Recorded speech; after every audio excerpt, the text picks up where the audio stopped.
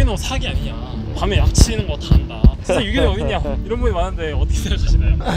요즘 먹거리 안전에 대해서 굉장히 신경들 많이 쓰죠. 관행농에서도 PLS 제도라고 있어요. 관행농도 PLS 잔류농약 검사 이런 걸로 규제가 심한데, 친환경 농산물하고 관행농산물하고 잔류농약 허용 기준이 다르죠.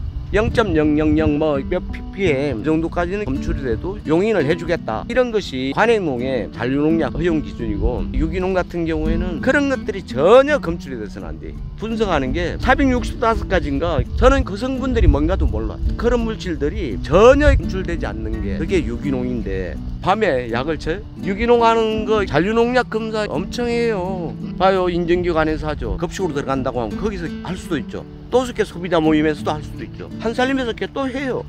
생산량이 이렇게 낮은데 차라리 농약 써가지고 돈 벌어야 되는 게 제일 중요한 거 아니냐, 이렇게 비판하시는 분들 어떻게 생각하십니까?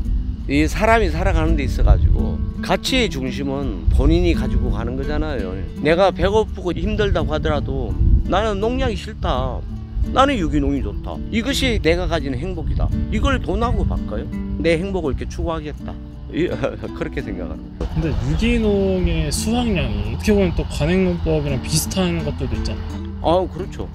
사과하고 벼를 제외하고는 관행농보다 훨씬 낫을 거예요. 벼가 어려워서 그런 게 아니고 유기농을 하기가 참 굉장히 쉬운 작물이에요. 올해 이제 내 성적표를 공개했을 때 그렇다는 이야기예요. 풀이 작물에 있는 영양분 다 빨아먹을 텐데 그거 풀 키우면 되냐, 이렇게 의문을 가시는 분들 있거든요. 작물에 따라 달라요.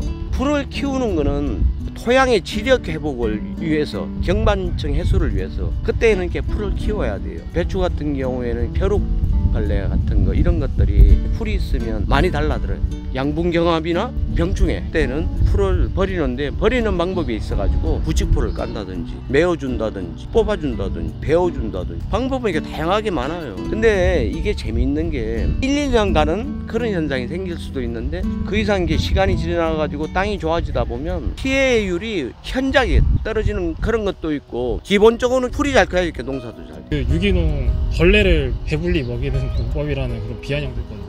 가장 중요한 게 농업 현장에 있어가지고 이론적으로만 이렇게 접근할 수가 없어요. 유기농이라고 해가지고 벌레가 많이 생긴다, 친환경 농업 초기에는 일부 이렇게 그런 현상이 생길 수가 있는데, 땅이 좋아지고 그러면 이렇게 땅에서 가지고 있는 기운이라고 있어요.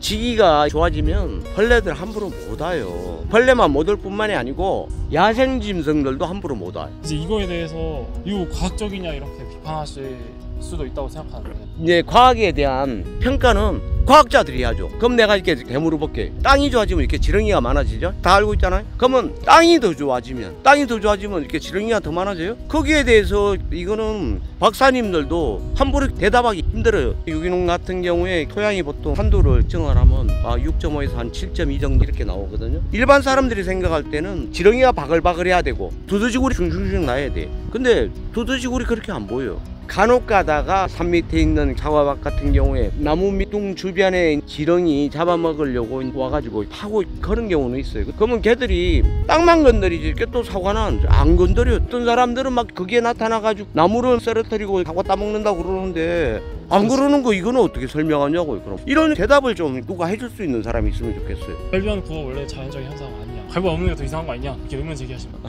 제가 재밌는 실험을 해보고 싶은 게, 사과를 내부류로 분류를 하자 이거예요. 관행사과, 농약을 적게 쳤다는 사과, 농약을 안 쳤다는 무농약 사과, 유기농 사과, 네 가지를 세팅을 해놓고 깎아보자 이 말이죠. 그리고 이제 앞에 판정단들이 한 50명 이렇게 앉아가지고 이것을 한번 해보자 이 말이죠. 그러면 어떻게 될까요? 경험상 농약하고 비료하고 제초제하고 이런 것이 많이 들어간 사과는 한두 시간 안에 갈변이 시작되겠죠. 이제 저농약은 조금 더 더디게 진행이 될 거고, 무농약은 더 더디게 진행이 될 거고, 유기농은 하루 이틀 뭐 며칠 그게도 그렇게 진행이 되지 않아요. 제가